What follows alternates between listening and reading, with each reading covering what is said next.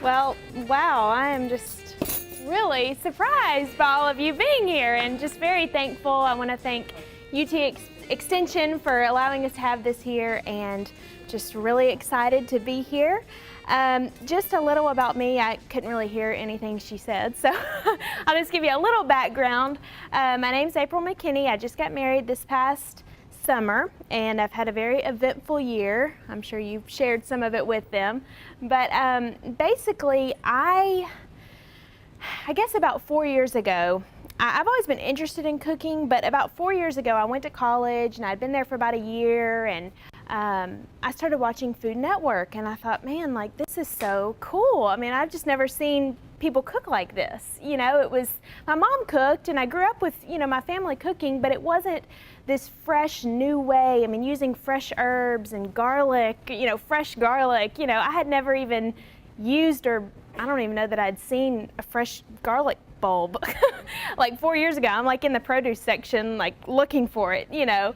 And I would watch Food Network and go get my little list of menu items and all my ingredients and go to the grocery store. And it was really, I would get home and start trying to make all the stuff, and the kitchen would end up in a mess, and you know how it goes.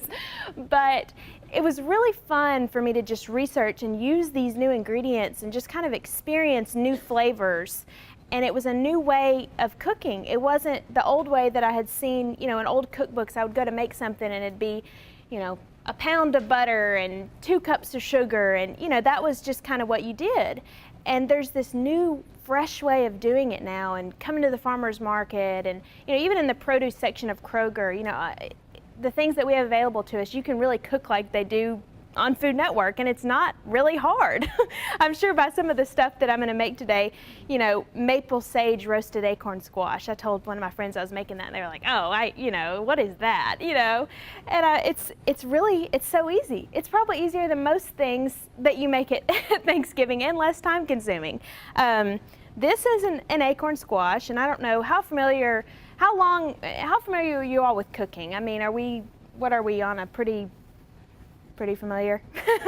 I mean, I'd say if you're here, you're pretty familiar with it, but I don't want to go into too much detail if you already know about the products. But acorn squash, I actually thought this was for decoration, but you can eat it. Brought my knife out with me. And I wasn't going to actually cut this in front of you because I just didn't want to, you know, mess it up, but I feel like you need to see how this is done. Basically, I'm just going to stick my knife in here. Hopefully I won't cut myself. But it's kind of easier if you just stick that edge in. Let it go. And one of these will feed me 4 servings easily. You can see kind of how they're done over there. But you all be interactive with me, okay? If you have a comment or a tip or suggestion about maybe what you do at Thanksgiving, or how you lighten up dishes at Christmas, or baked goods. I would love to hear some tips actually on baked goods, because I always try to lighten up cakes and stuff like that, and it just never turns out like the good old fatted versions. All right, so the inside of this, as you can see, kind of looks like a pumpkin.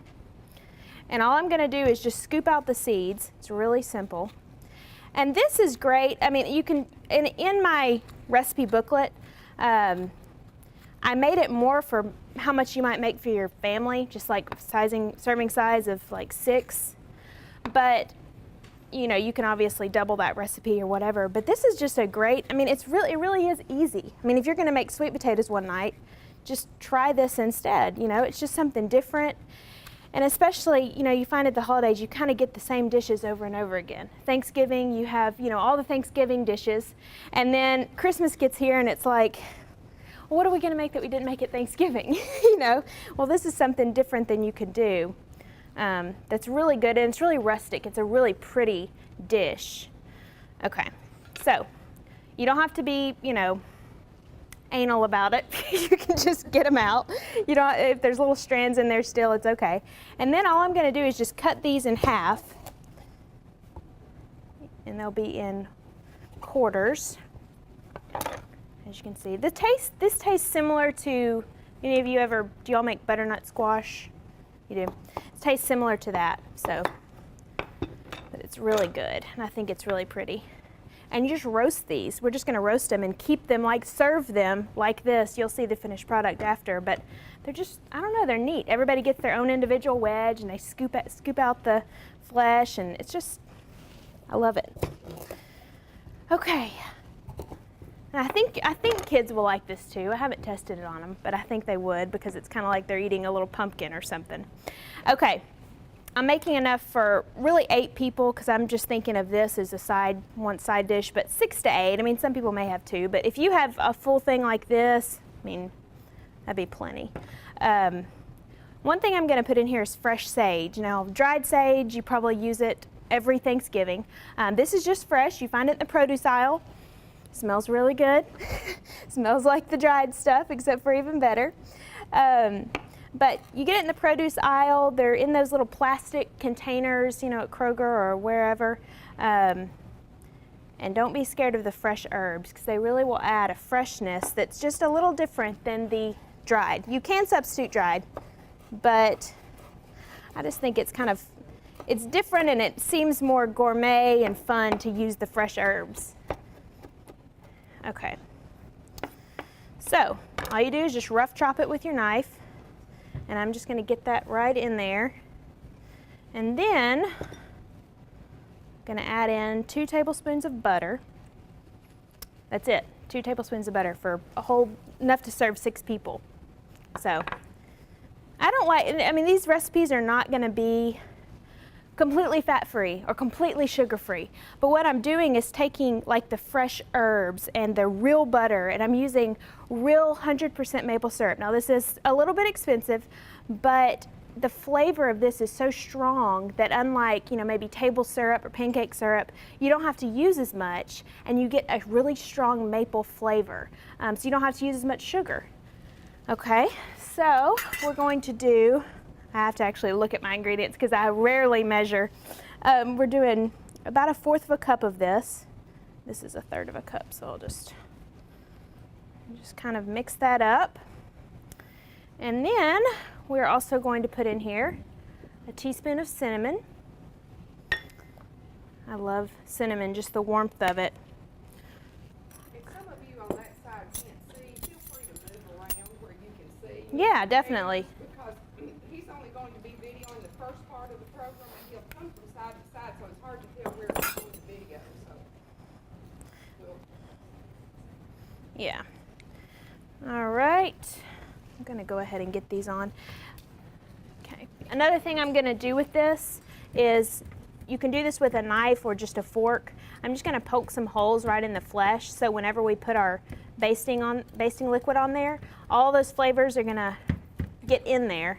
It's funny. I'll probably reference Zach a lot in this. Like, we just got married a few months ago, so we kind of spend all of our time together. And I made this for him, and I was kind of testing some different stuff out, and he was like, how can you, like, can you poke holes in it or something, like get the flavor in there? And I was like, that's a really good idea. So that's what I'm doing. All right. So simple enough. And I mean, if you did 2 more squash, you could feed 10 people with that for side dish, 8 or 10 people. Okay, now, let me make sure I'm not missing anything. A little salt and a little pepper in here. Do you all use fresh herbs a lot? I mean, you all do? Great. I didn't really know. I mean, a lot of people that I know don't use them, and I didn't use them. I didn't really know where to get them. Okay, and I'm just going to add about 1 tablespoon of olive oil. Okay, so real maple syrup, 2 tablespoons of butter, salt and pepper, fresh sage, and cinnamon. I don't know if I can get much easier. Okay, so now I'm just going to brush this on. And I like too about the fresh sage, you get these little bits of green in here. And all you do with this is go ahead and put it in the oven at 425, depending on your oven. I mean, that oven in there, I did it at like 400, and it was too done, but my oven's different, so it kind of depends on your oven. Just keep an eye on it. And then you'll take it out after about 15 to 20 minutes, and you'll rebaste it with the rest of this just to make sure it's moist. And it smells, everybody kept saying, "That smells so good in here." It's this squash. It's awesome. Have y'all ever cooked with acorn squash? Do you roast with it? Do you make soups with it? What do you do with it? You can. I've roasted with like walnuts and apples. Oh, yum. Great. Has anyone ever made a soup with it? Acorn squash soup? You have? How do you do that? You bake the squash until it's soft, Uh-huh. and then just take the flesh, put it in the blender, and then add whatever herbs Oh, wow. you have. And also, it seems to me like we use vegetable broth. Yeah, Like yeah. vegetarian, but you could use chicken broth. Right. And that's, The right consistency and yeah, and you don't even need, like I said, a lot of butter or cream, because this is it's so creamy, and you'll see when you taste it, the texture of this is so dense and creamy. It's just awesome. Okay. And if you find that your little basting liquid is a little bit not loose enough, you can always add just a little more extra virgin olive oil. Okay. That is that, and you can kind of see how that looks. Got the little green bits on there. We'll just put it in the oven for 15 to 20 minutes. Bring it out, and we'll baste with this, and it's done. I mean, you just set it out. It's very rustic. It's really pretty. So that's that. Very, very simple. Okay. And now, did she tell you about the Today Show, I'm guessing? Yeah, okay. I'm just wondering, this is good practice. I haven't actually done, of course it's going to be like a 2-minute segment, so I mean, I'm sure. Okay, the next thing we're going to do, this is really probably my favorite recipe of the one I'm doing today. It's the plum and prosciutto walnut pizza. Now, probably sounds weird. Have any of you used prosciutto or cooked with it? Can we see a show of hands? Okay.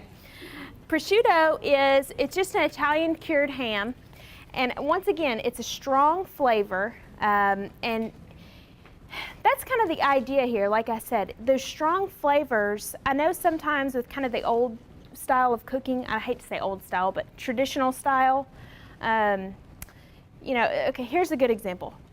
Rotel dip.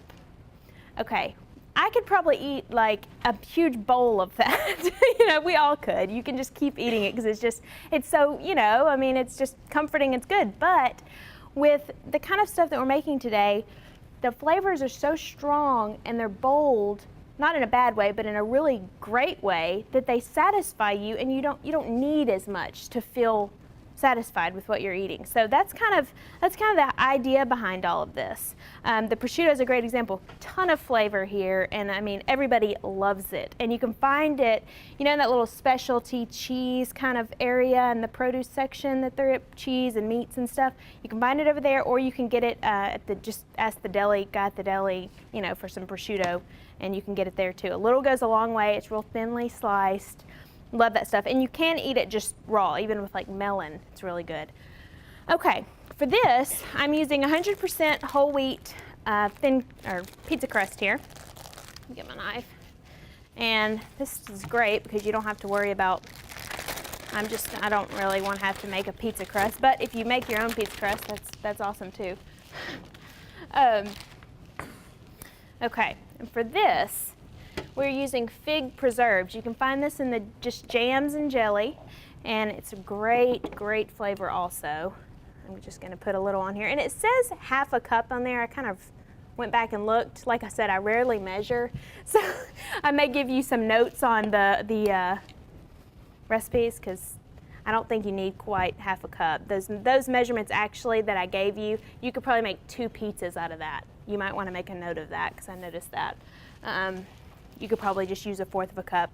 I'm going to add a little bit of extra virgin olive oil to this also, just to kind of loosen it up. A little bit of kosher salt. And some pepper. If you have freshly ground pepper, that's also great because you can get more flavor. Anything where you can get the maximum amount of flavor. That's kind of the idea. Okay, so all we're going to do here, would be great for if you're having a party. It's very festive. Pizza is beautiful when you get it done. But it uses kind of that sweet and savory flavors. And when I did the Real Woman of Philadelphia, I actually did a pizza. It had blue cheese, turkey sausage, and fresh peaches. And when I told people about that, they were just like, what in the world? You know, like they just did not think that that sounded good. But then every time somebody tried it, they were like, oh my gosh, yeah, I don't even like blue cheese, that I like this. And those flavors together, when you put that sweet and savory, that's my favorite flavor combination. And I love incorporating fresh fruits into any kind of dish like this. But this is really a beautiful one. So just kind of thinly spread that out. You don't want to, that's your sauce, and you don't want like a ton of tomato sauce on your pizza. You don't want a ton of that on there because it'll taste like dessert if you do. All right. And next we have our plums. You could do peaches with this also. These are just regular plums from the grocery store. And just really thinly slice these. And like I said, I put 2 plums on there. You could make 2 pizzas out of that. I'm just going to use 1 for this. It also depends on the size pizza crust you have. If you have a bigger pizza than this, then you may want to do a little more. But I just thinly slice these like that. I'm really excited for you guys to try this. This is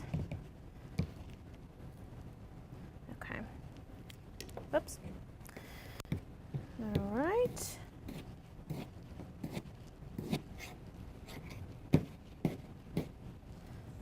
Okay. Now, we're just going to put these on here. Like I said, really easy. I was looking over these recipes the other day, and I came up with these a little while ago. I thought, gosh, these are almost too easy. I don't want them to be like, oh man. But that's the point. They're using some kind of different ingredients, but they're really simple. Okay. Any stone fruit, like I said, would work with this. Or you could even do it with like pears or probably even apples. I haven't tried it, but I bet it would be delicious. Okay, so you've got that on there. Next, we're going to add in, we'll go ahead and do our prosciutto here. So you can see that. Yeah, I think it says 6 thin slices. You really only need maybe 3 to 4 for 1 pizza. So, now what do you use prosciutto? What do you do with prosciutto when who said they use it with salads? Yeah. Oh, yum. I love shrimp. Asparagus, yeah. I love that with the cream cheese. Yeah, I think it would be really good with apples, definitely.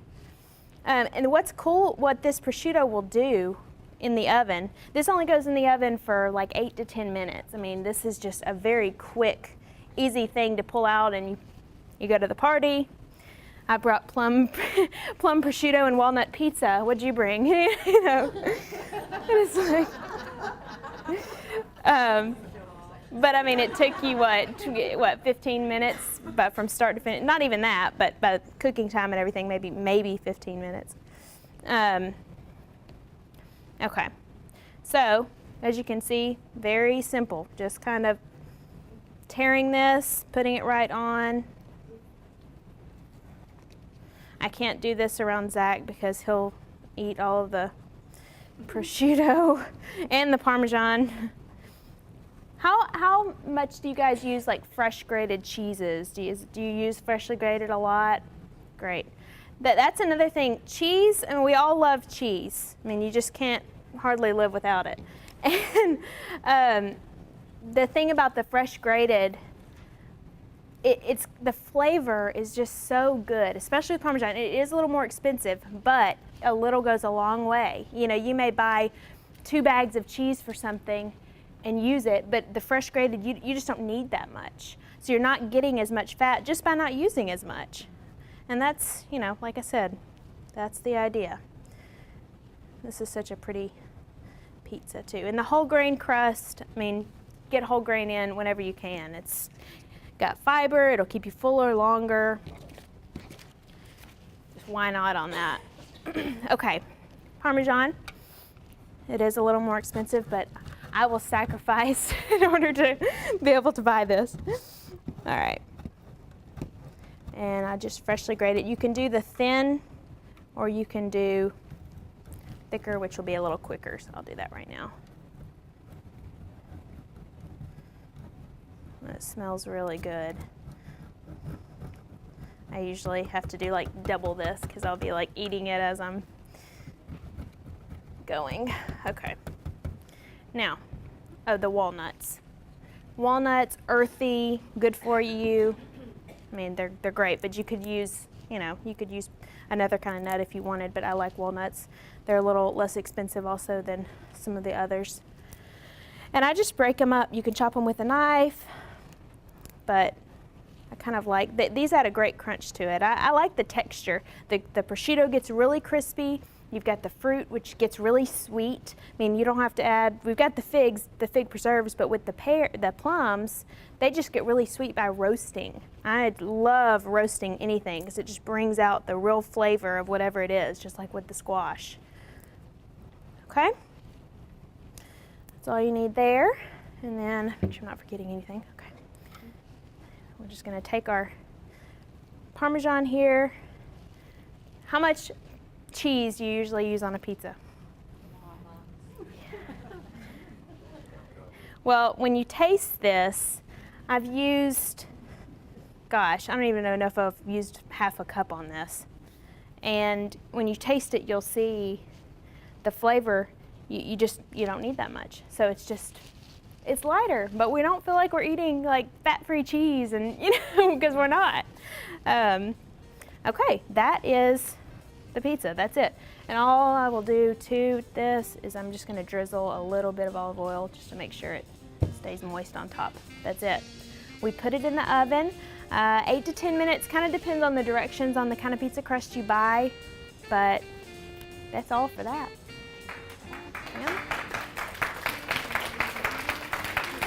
Yeah.